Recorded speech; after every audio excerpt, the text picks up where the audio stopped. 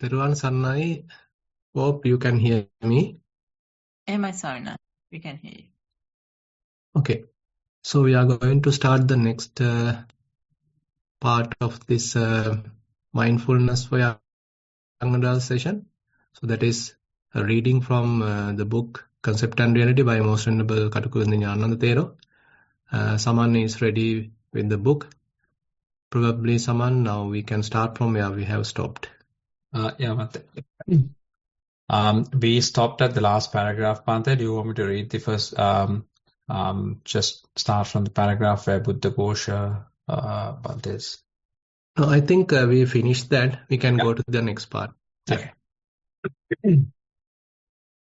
The position is much the same, if not worse, in the case of Dhammapala's commentaries.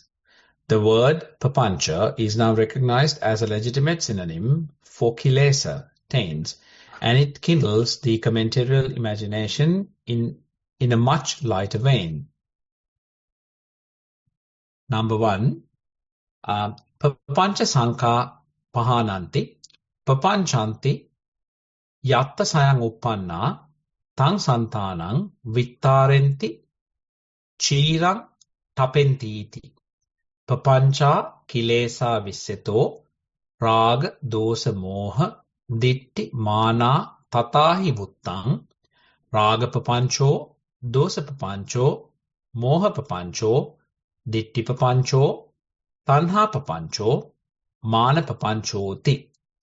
Apicha sankile satto papanchatto, kachavaratto papanchatto, tatta raga papanchassa subasanya nimittang, dosa papanchassa aghathavattu, moha papanchassa asava, tanha papanchassa vedana, ditti papanchassa sanya, mana papanchassa... Ditti papanchassa sanya, no? Yeah, ditti papanchassa sanya, mana papanchassa vitakko nimittang, tehi papanchehi sahagata, sanya papancha sanyanang sankha bhagha kottasa papancha sanya sankha. Papancha sankha pahana. Papanchas are so called because they bring about delay. Wherever one is born, they lengthen out one's continuum, make one's linger long. They are the defilements, particularly lust, hatred, delusion, weaves and conceit. Hence, it has been said, raga papancho, dosa papancho, moha papancho, ditti papancho, mana papancho. Moreover, papancha has the sense of defilement, of rubbish.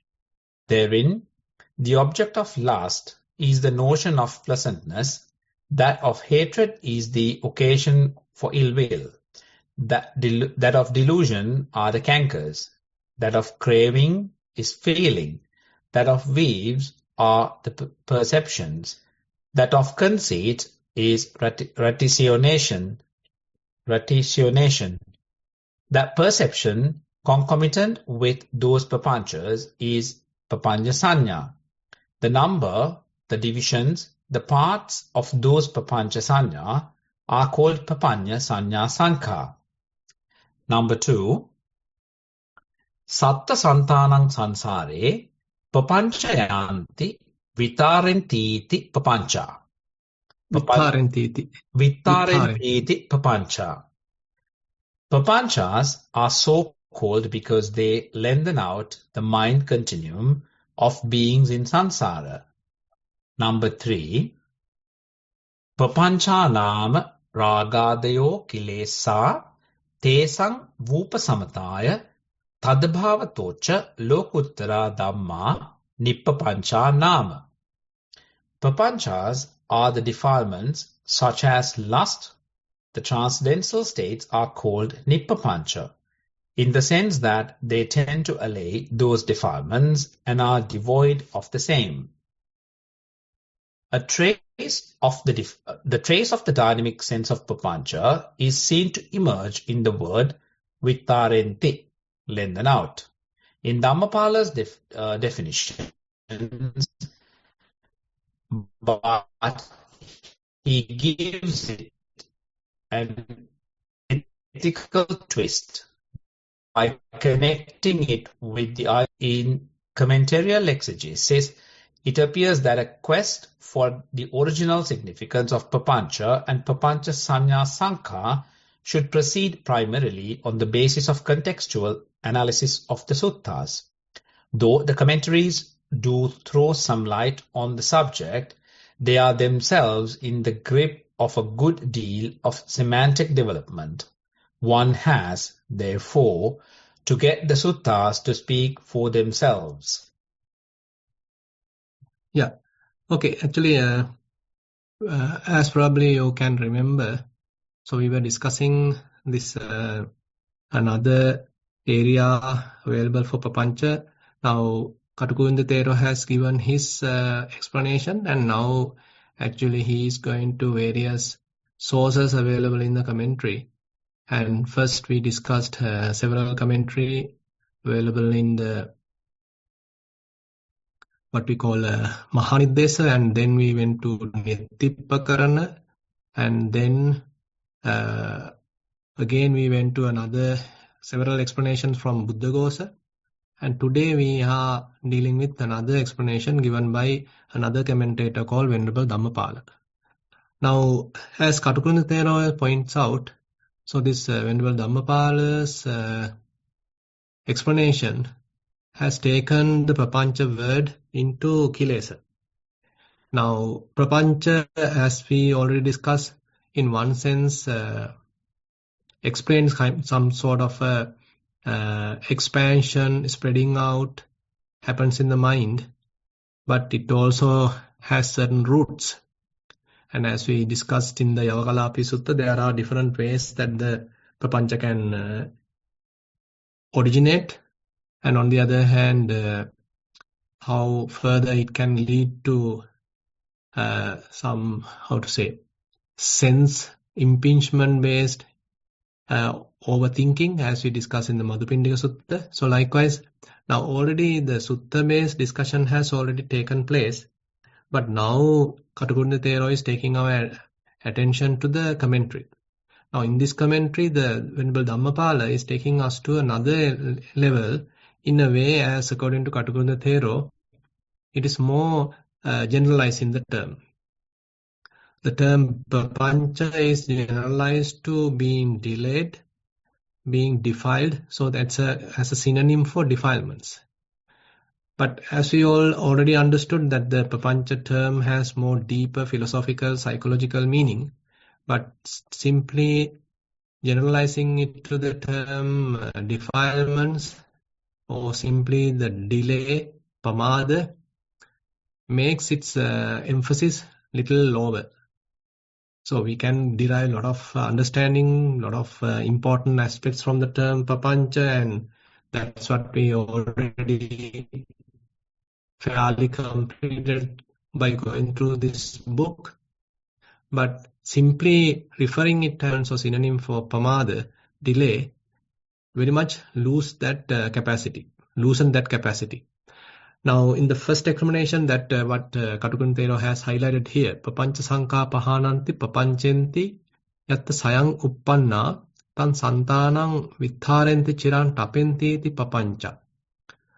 So basically, wherever the Papancha is started, the mind starts again and thinking, over and over again thinking.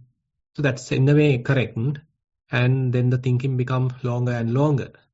And on the other hand, it is further mentioning Kilesa Visesato, Raga Dosa Moha Ditti Mana. Now here the definition is taken to the defilements, Raga Dosa Moha Ditti Mana. So the Raga Papancha, Dosa Papancha, Moha Papancha, Ditti Papancha, Mana Papancha. So likewise, different forms of Papancha is now explained, taking defilements are the sources, defilements are the roots causing the Papancha. So Papancha is now explained as per the defilements. Now, further explanation, Sankilesatto, Papanchatto, Kachavaratto, Papanchatto. So likewise, further it is mentioning, so since the mind being defiled, they are called Papancha. Since the mind being delayed, it's called Papancha. Now, giving some further sources, so causes, Raga Papancha is based on the Subha Nimitta. So that's a very common fact. Now, Kamachanda is something that we all have heard. How the Kamachanda is originated, what is the ahara, what is the nutrition for Kamachanda is typically mentioned as the Subha Nimitta. So whenever there is some beautiful sign, so we tend to look at it, we tend to attach to it, we get attracted to it, and as a result of that, various defilements are growing, particularly the lustful thoughts, particularly the lustful tendencies are growing because of that various beautiful nimittas, various beautiful signs. So therefore, beautiful signs, Subha Nimitta, are called very much the cause, the reason, the food, the nutriment for the Kamachanda. In general, we can say it is the cause for lust.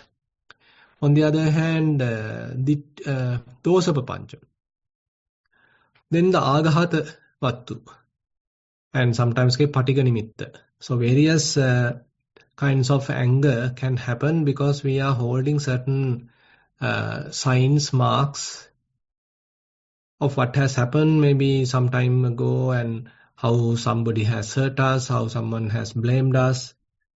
And so likewise, we are holding certain memories, certain marks, certain signs of that memory, of that incident. Whenever we again and again pay our attention to those, again the anger arises. Again mind become agitated. Again mind become angry.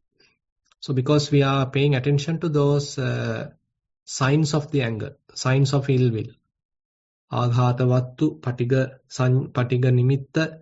So Aghatavattu sometimes has another meaning telling that so if someone is dear to me and another person is hurting that person, then I can have an anger towards that person. And if we think that the dear person being hurt by someone, then that hurting person becomes our object of anger, ill will. On the other hand, say someone is helping someone we don't like. So assume that we have some enemy and that enemy being helped by another person. So that helping person also become a person that we also don't like. So likewise, this Agata Vattu is further and further elaborated with respect to the past, to the present, to the future. And we may have some anger towards someone that we don't like. So likewise, the many different ways that anger can arise. Now, in general, it is mentioned Aghata Vattu or the Patika Nimitta. So whenever we are paying attention to all that, more and more anger being developed. Then another one is mentioned as Moha Papancha, Asava. So asavas are the cause for Moha Papancha. So according to this explanation, the various asavas, probably you have heard about Kamasava, Bhavasava, Vijasava. Sometimes we add the Dittasava as well. Now all these influxes are the cause for Moha, the delusion. So this is the explanation given in this commentarial definition. And then Mana Papancha. Okay, before that, Tanha Papancha, the Vedana, the feeling is the cause. We know that Vedana Pacha Tanha. Now, when there are pleasurable feelings, so we get attached, so the desires are rising. So the Tanha is there because the feeling is pleasurable. So very much like for the Tanha, for craving, therefore Vedana is the cause. And other one, the last one, Manava Pancha, Vitakka is the cause. So various comparisons, we do various measurements.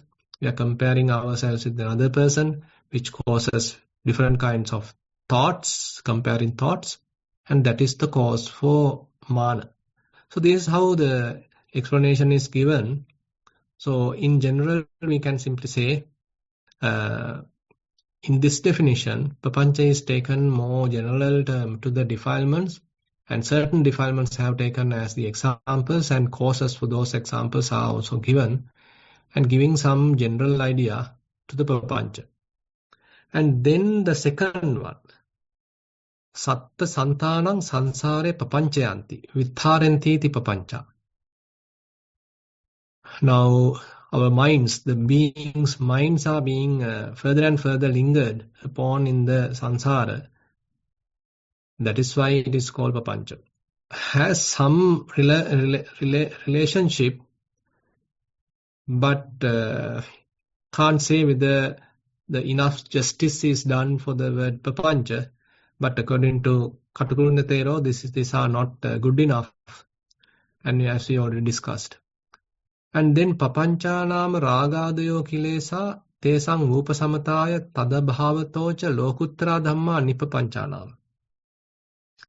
Now here again papanchanam ragadayo kilesa. So papancha is the different kinds of defilements. So that is the definition now given. The papancha equal to defilements, and those are being completely calmed down, completely abandoned, and therefore the lokottara, the supramundane state, transcendental state, is called nipapancha.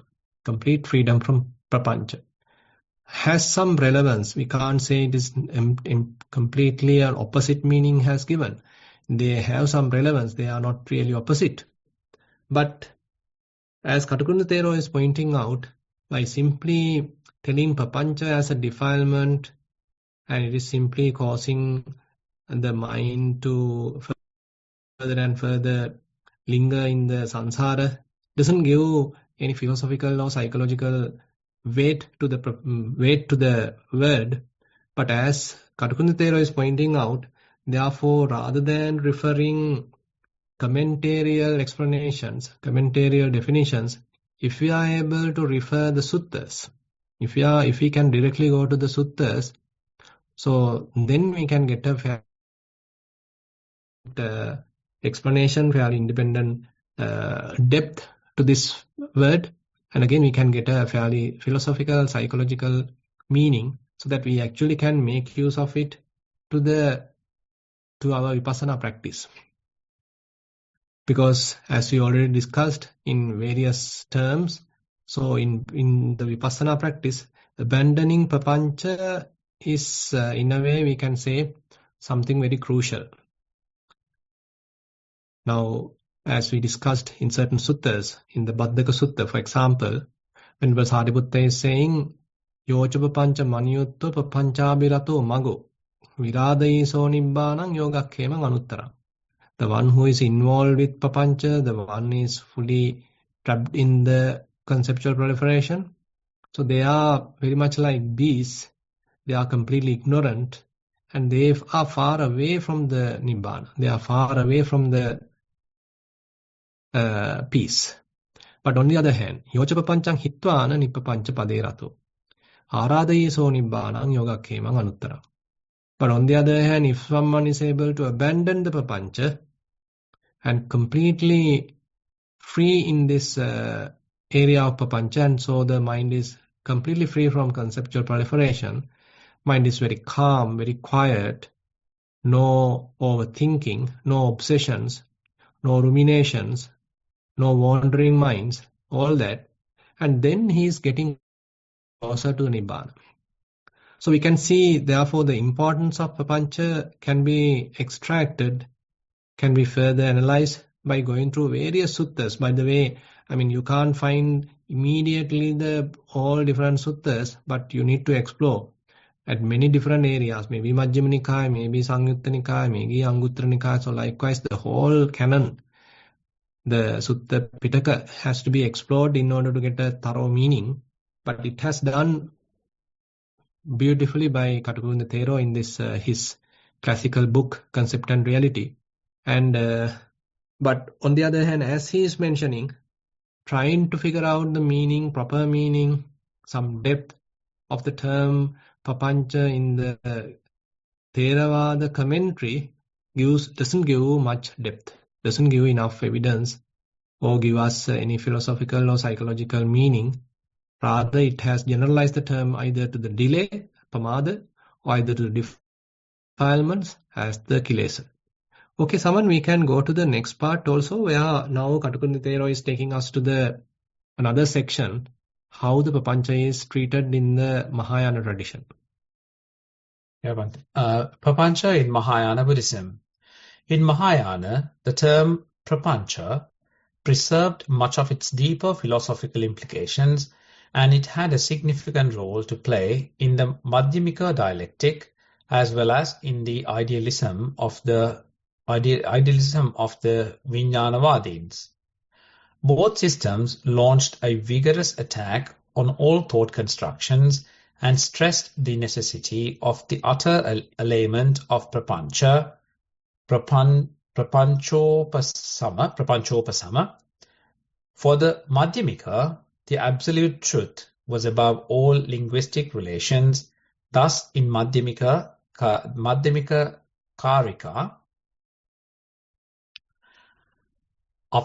aparapratyang shantang prapanchara prapanchitam nirvikalpang ananartham etat tattvasya lakshanam.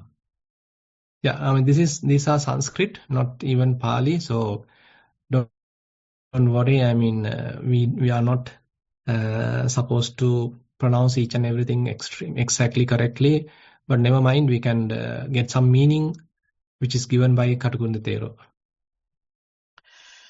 Non-relative, quiescent, not to be grasped by concepts, free from thought constructions and plurality. This is the mark of truth. Now, before further, now according to Katakunda Thero, so his research actually revealed that Mahayana tradition has given some depth the term papancha. So they have given certain depth and again fairly philosophical meanings, and their books, their suttas are explaining papancha with fair weight. And as he explained, certain such philosophies basically say that all the papancha are to be abandoned, completely eliminated, if one want to attain the nibbana, attain the truth. So they are the characteristics of the truth has certain aspects of the papancha upasama. Now, aparapratyang shantang, prapanchera prapanchitang, nirvikalpang, ananartham, etat tattvasya lakshanam. So likewise, they are telling, so this particular truth, the ultimate truth, it is not dependent on anything. And it is very sublime, very calm, or very serene. And it is free from prapancha. It is free from all the conceptual proliferation. So that is where even the very depth or fairly cream of the Dhamma, actually they are talking about the Nibbana. So they are trying to give a definition for Nibbana. So one aspect of Nibbana is that it is free from prapancha. Actually, in the Theravada tradition also, in the Asankata Samyutta, as we probably have already discussed, one synonym for Nibbana is Nippapancha. That is complete freedom from papancha, complete freedom from conceptual proliferation. So therefore, the synonym for Nibbana is Nippapancha, freedom from prapancha, complete freedom from prapancha. So that is actually highlighted here also in the Mahayana tradition. So the prapanchera prapanchita. So it is free from all different kinds of conceptual proliferations. Nirvikalpa, and it is free from thinking. Now here we can see the truth is free from thinking. Sometimes we are trying to logically think and reason out the truth, but here in the Mahayana tradition, they are saying the truth is nirvikalpa. It cannot be expressed in a way. It cannot be thought out. And ananartham. So what's the meaning given here? Non-relative, quiescent, not to be grasped by concepts, free from thought constructions and plurality. This is the mark of truth. So the truth is not a plural thing, it's a single thing in a way. So you can't have many definitions. Rather, it has to be something concrete, something solid. And nirvikalpa. So it's free from thought constructions. Free from thought constructions. Now, actually, free from thought constructions give a fairly deeper meaning, because by thinking, sometimes people trying to think, reason out, logically think. All these things are there that people are more tend to think, and they are trying to attain Nibbana.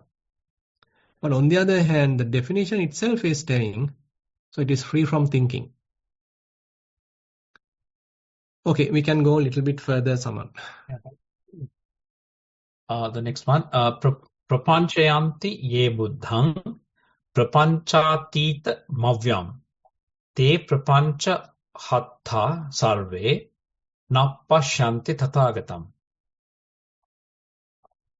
Those who conceptualize the Buddha, who has transcended the range of verbal elaboration and who decays not, none of them will see the Tathagata, overcome as they by concepts. Okay, now Buddha is free from papancha. That probably we can remember that in the Dhammapada verse, papancha birata paja nippapancha tathagata. So this whole folk is in general engrossed with conceptual proliferation, trapped in conceptual proliferation. But the Tathagatas, the Buddhas, the Arahants are free from prapancha. Nippapancha tathagata. Now, if someone is trying to understand the Buddha through prapancha, so that means a kind of a ridiculous activity. Because Buddha is completely free from conceptual proliferation. But if someone is trying to understand him or his teaching through the prapancha, then he become completely insane. So then they can't see the Buddha. They can't understand the Buddha or even his teaching. Okay. We have already discussed, with special reference to the term sunyata, some of the limitations of Madhyamika dialectic. Their concept of dialectic middle path, which even made them declare that their position is no position, ultimately ran into difficulties due to lack of appreciation of the pragmatic approach. As to this latter approach, the Theravadins had it in good measure, even to the extent of ignoring the dialectical significance of the term papancha. Hence, any rapprochement between the two systems on the question of papancha will be of mutual benefit, as both will have much to learn and unlearn by comparing notes. Okay, now he is giving a kind of a comment comparing these two traditions. In the Mahayana tradition, now he already pointed out the term sunyata seems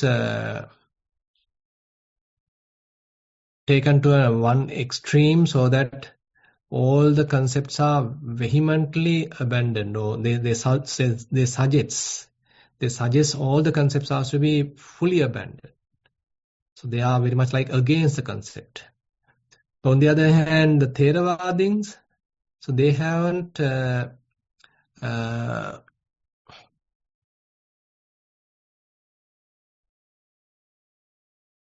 they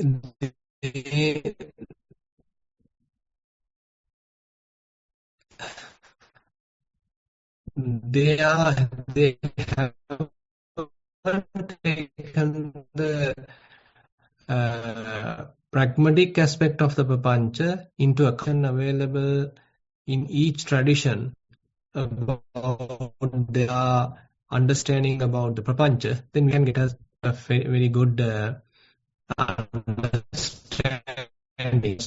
In one part, in one Nikaya has some information, another Nikaya, another comparison, and through that we can actually learn what the Buddha wants to tell us. Okay, I think we can stop here, Saman, and we can go ahead further next time. Actually, probably to this subject, find it difficult to understand what we are talking. Actually, the term, the classic book, Concept and Reality book itself is a fairly deeper one. So we are trying to understand it and to get some guidance to our practice. And it might take someone to read it again and again to get an understanding. I'm also not an expert, but we are trying to understand it deeply as much as possible and get some light to our practice. Okay, now we can get into the question and answers.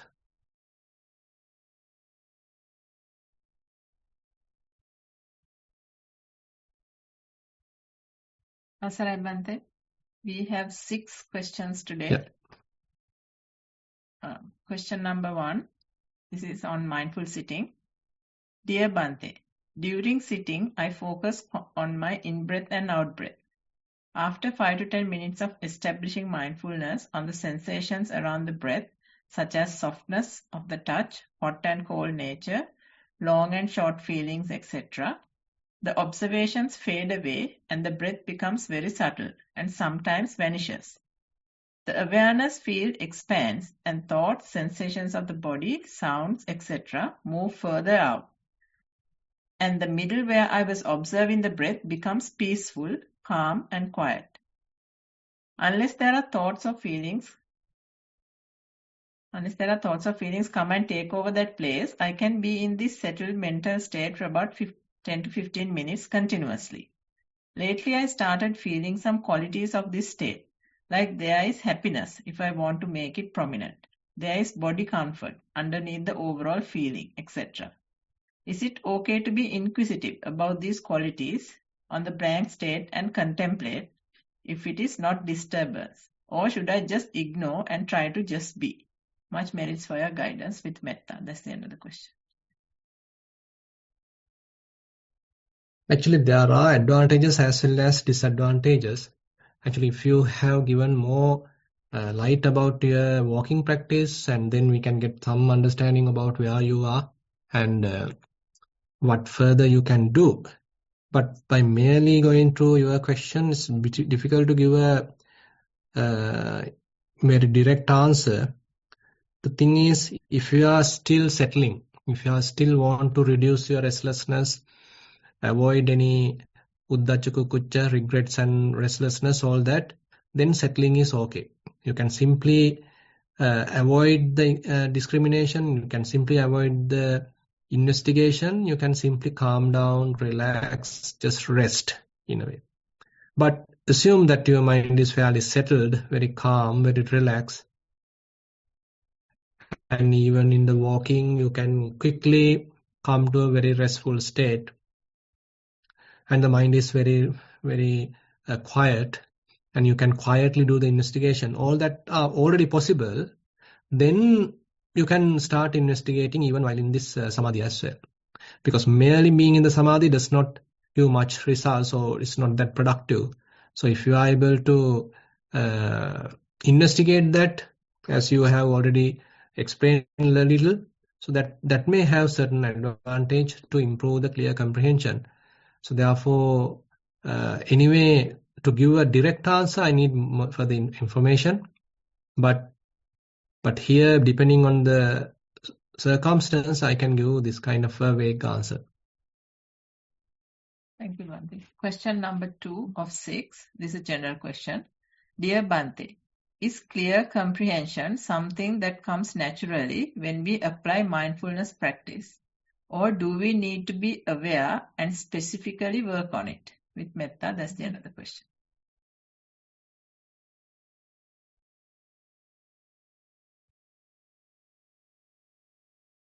It depends on the person actually. Nature, investigative nature is very prominent in them. So them, the clear comprehension might happen naturally. So when they establish mindfulness, the clear comprehension would naturally arise, would naturally start. So it may go hand in hand. Sati and Sampajanya then go hand in hand, and we don't need to sort of purposely trigger it. But on the other hand, there may be people who are more biased towards the calmness, more relaxation, more into the restfulness. On such people, we may have to promote it. We may have to encourage them to do the clear comprehension. Otherwise, they may simply stagnate in that samadhi. They simply stagnate in that tranquil state, without doing much of an investigation. Question number 3 of 6. This is a general question. Dear Venerable Sir, what is Supatittita Sati? That's the end of the question. So that we can say the well-established mindfulness. Now, when we are talking mindfulness, so we start with very basic mindfulness. Say, because our mind is fairly restless, get easily distracted, too much thinking, overthinking. As we discuss conceptual proliferation, all these things are there. So what we do, therefore, is to establish mindfulness. We find an object, again and again, apply our mind or attention to that. Very much like very purposeful, in a way, little tiresome application of attention, and then trying to maintain our attention on that present moment object. So just to minimize that proliferation, just to minimize that wandering, just to minimize the monkey mind. But later we need to expand it. We are in a way, time-wise, we are trying to expand it. On the other hand, we are trying to expand it to various other activities as well. Say, while eating, we are trying to be mindful. While walking, we are trying to be mindful. While brushing the teeth, we are going to be mindful. While doing the course, we are going to be mindful. So likewise, we are spreading it out. And now the mindfulness become sort of finding the momentum, gathering the momentum. So slowly understand, okay, now a certain quality which was not present is now so we are ready. So fairly established mindfulness is there, and you don't need to strenuously try to do that, even that it may happen naturally. At the beginning, we have to purposely, rigorously, we have to do it. But now it is a very smooth process. Naturally, the mind becomes mindful. So likewise, so the process will become quite smooth, very relaxed. So the mindfulness is then an available skill in oneself. Then we can say, okay, you are at the level of Supatittita Sati. Thank you, Bhante. Question number 4 of 6. This is regarding the Dhamma sermon. Yeah. Dear Bhante, regarding today's chapter on breaking down prapancha under tanha, mana, lust, ill will, etc., does that mean if we are mindful about a lustful thought, it still belongs to prapancha? Or the breakdown is just to show the origin of prapancha? With metta, that's the end of the question.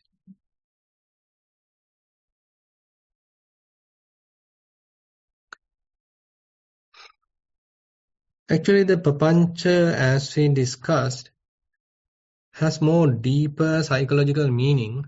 Now, because of tanha, craving, lust, greed, then the prapancha can happen. Assume that your mind is lustful. Then the mind is keep on thinking again and again on the lustful line. Maybe you're thinking to the past, to the present, to the future, etc. But more in a lustful way. It's also overthinking. It can happen. So, but it is not the only aspect. I mean, this is just an example. So, tanha can cause the mind to think too much, and therefore tanha is the root for this, in a way, kind of a root for this type of papancha. Now, your question here asking whether it is because of the source of tanha or something like that, we can say yes, it is. You can find out now. In case you become lustful, if you are trying to use the Yonaso Manasikara, some wise reflection, and try to find out the reasons, the causes, then probably you can overcome lust. But if we promote thinking, then it will go on and on in the lust. I don't know whether I properly understood your question, Chamila. Did I answer the question, or I also little change the track like? I think if they're not clear, they will pose the question again. Okay. Yeah. Okay. Sure. Yes. So this is question number 5 of 7. It's again on the Dhamma sermon. Most respected dear Bhante, could you please explain how to let go the middle path as mentioned in the Majja Sutta, please? For example, how to let go of the present moment from Dhamma point of view. Theruvan Saranai. That's the end of the question. Yeah, that's an interesting question. Yo bhante viditvana majhe mantana lispati. Now, basically, assume that in the Majja Sutta, there are 6 explanations. The two, and what are the 2 sides, the 2 corners, 2 extremes, and what is the middle, and what causes the tanglement between the 2 extremes. So 6 explanations are there. Let's take the very simple one.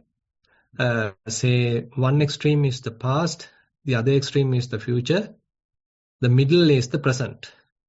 Now you need to establish mind by assume that through the establishment of mindfulness you can avoid the past and the future, and you can establish in the present moment. We are done. Okay, we are free from the past, free from the future, but now we are not free from the present. We are very much attached with the present. We are hooked up in the present. But majje mantana lippati. Through the wisdom, you need to let go of the present. Now you need to analyze, now you need to investigate what's happening in the present moment. So that is where the vipassana comes into the picture. Say once the mindfulness is well established in the present moment awareness, now you need to investigate, what am I experiencing? What are these feelings? How they are like, what is their true nature? And what is this form? What are these bodily experiences? How they are real nature? And what are the perceptions currently I am experiencing? What is their true nature? So what are the mental formations the mind is going through? What are their true nature? So likewise, all the present moment activities, now you are thoroughly investigating. So then the wisdom is growing. The special feature of this wisdom is the letting go. The more you understand, the thorough you understand, the wisdom that is growing is responsible for letting go of the present moment in a way. Letting go of the whole attachments, what happens in the present moment. We can't simply say we are letting go of the present moment. Rather, we can simply say, while being in the present moment, now you are not attached to anything. It is true that you have abandoned the past, abandoned the future. But if you are hooked in the present, if you are attached to the present, if you are grasping the present, so that is also not the solution. But by developing vipassana, developing the wisdom, it helps you to let go of the present as well. So the mind becomes fairly independent. Mind becomes quite free. No attachment, no grasping, no holding, no I-making, mind-making, etc. So all different kinds of delusion-based, the moha-based, avidya-based activities are now abandoned because you are developing the wisdom. Majje mantana lippati. So you are not even attached to the middle. You are not standing in the middle. You are not holding the middle. And even the middle, the majja, even the present is now abandoned. So the mind is in a way free from attachment in any place, not in the past, not in the future, and not even in the present. Thank you, Bhante. So, question number 6 of 7. This is mindful sitting. Dear Venerable Sir, just thought to share recent sitting experience. I sat for 1 hour at night around 9 p.m., focusing on the rising and falling of my abdomen. As usual, my body calmed down and bodily sensations began to arise. Mostly, I felt heat, coolness, or a tingling sensation. On this particular night, I felt as if water was flowing inside my mouth and around my face. I actually enjoyed that feeling. But at one point, I felt like my clothes were getting wet. However, after the meditation, I realized that neither my face nor my clothes were actually wet. Any advice for improvement of my meditation? Much merits for your advice. That's the end of the question. Yeah, I mean, these things will naturally fade away. I mean, don't think that this will going to last for a long time, and within a couple of weeks, I mean, those things will be abandoned. So nothing to worry. I mean, if you make it a very big issue, then you are troubled. So rather just continue the practice. Then slowly, these things may be naturally abandoned. Question number 7 of 7. This is the last question. This is again another Dhamma sermon. Dear Bhante, who are the Madhyamikas and Vijnanavadins? Presume they are some group of Mahayana tradition. With metta, that's the end of the question. Yeah, I also don't have very thorough understanding about the Mahayana tradition, and Madhyamika is the one important area of Mahayana tradition, particularly the Nagarjuna. The Venerable Nagarjuna is the prominent character in the Madhyamika tradition. And he's the one who compiled the Mula Madhyama Karika, very famous book. And after him, several of his students were there. So likewise, so they are talking about the Madhyamika. But Vijnanavadin is another group, another school, and I don't have much information about it. I am not thorough in that area. So that's the end of the questions. We have a little bit of time. Do we open the... Yeah. If anyone has any questions they would like to ask Swaminathan, you can raise your hand and I can unmute you. I can give a few minutes for anybody who wants to ask a question. Yeah.